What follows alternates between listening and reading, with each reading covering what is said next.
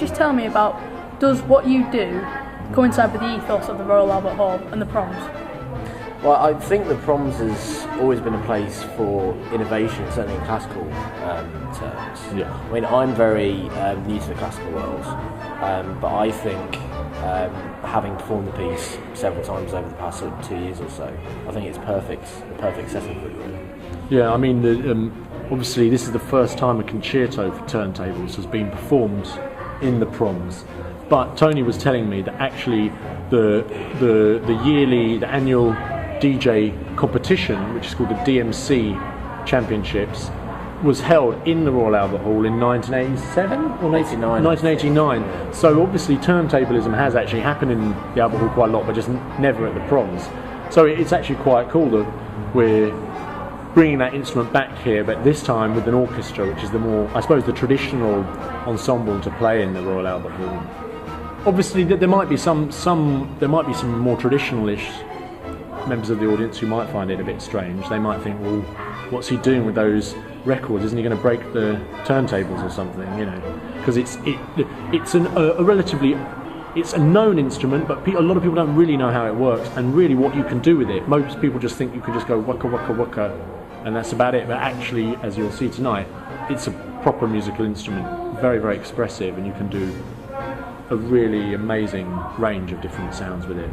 So what actually is turntabling then? Well, turntablism is the term sort of given to DJs manipulating music live, basically, because you can get people who do remixes and they'll do them on computers and laptops.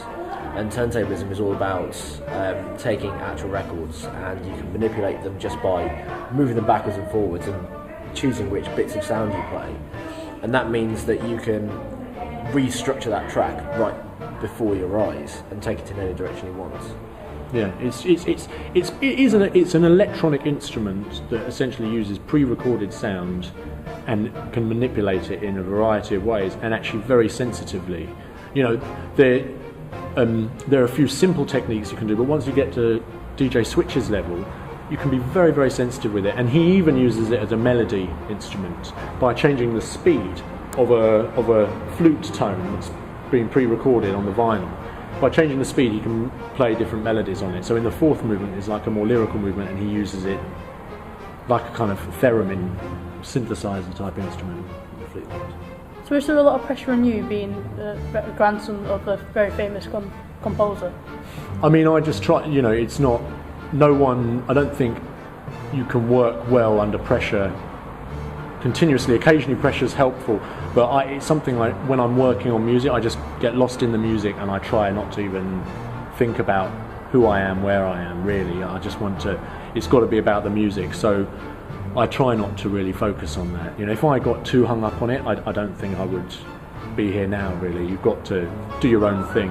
And actually, there are so many great composers, whether it's Bach or Beethoven or Mozart, Brahms, whoever, Stravinsky, that I'm not related to, other people aren't related to, but we can still be intimidated by them as well, because they've done amazing music, and every composer wants to rise, you know, to the occasion and do something to the best of their abilities. So I mean, anyone who's doing something creative is under some kind of pressure to do something of high quality. So I try to be kind of philosophical about it, really. What's the experience playing the Royal Albert Hall compared to playing at other venues? Well, we haven't even sound checked in there yet. It's kind of. He's only just walked in there for the first time in his life. He actually hasn't been to a prom before. I don't know if you've even been in the hall before. Do you think? I don't know whether we. I guess it's the truth. You've got to celebrate that. I think it's quite amazing that DJ Switch, his first experience in the Albert Hall, will be as the soloist opening the gig. It's pretty cool. And the piece was performed by NYO with Yurovsky and DJ Switch in Birmingham Symphony Hall on Wednesday, the 3rd of August, and on 4th of August it was performed in Snape, Maltings. So Symphony Hall, it's not as big as Royal Albert Hall, but it's got a big acoustic, it's a fantastic concert venue. So that gave us an impression of what it's like. And so how did that feel to you? Really good. There's lovely dynamics in there, because they've got this specially built sort of echo chamber essentially, and we put 2 speakers in there so that I play a sound effect and it just instantly fills the hall because of where they're positioned. So we're gonna have a good play around when it comes to sound check, and it's good so far. I mean, I was scared because DJs normally play in clubs, smaller venues, but where the acoustic is quite dry, and I was worried about bringing the DJ into a very reverberant acoustic like the Royal Albert Hall. But actually, there are moments when sometimes maybe there's more reverb than I would be used to for how the piece was conceived, but it's actually the turntables actually sound great in it's a given bit. a lot It kind of of depth. it gives more depth and more punch actually. It's sometimes some of the orchestral textures where I've composed a lot of percussion, a lot of busy percussion. Those are the bits actually that are the most risky bits, and they were obviously inspired. Some of it's been inspired by club music, and yeah, those are the bits that they have to be most careful with in this acoustic. Yeah, so we're all really looking forward to tonight's performance. Are you having any last minute nerves or butterflies? Well, it's not the last minute yet. Still got a while to go. Not yet. I mean, I'm quite good with coping with. I sort of want to say this situation. I mean, obviously this is the first time a DJ's ever performed at the hall, but I've been used to my performances being recorded and played out on DVDs and the internet and whatever.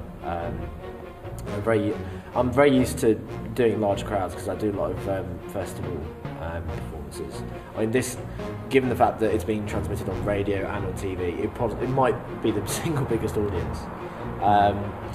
But at the end of the day, I'm very confident in myself to just go up, and because you don't focus on the audience really, because when I tend to perform in my normal environment, I'll do a lot of showing off of kind of matching all the movements that the piece is doing.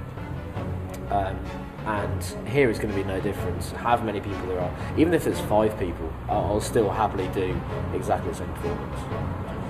And yeah, I feel hearing DJ Switch say that again makes me feel even more confident, and I'm already feeling really positive about it because I've seen these 2 performances they've done earlier in the week, and I know that DJ Switch, he'll just get in the zone and he'll do a really, really exciting performance of the Concerto, and then National Youth Orchestra as well. They're going to be great with Jaworski, so it's going to be great.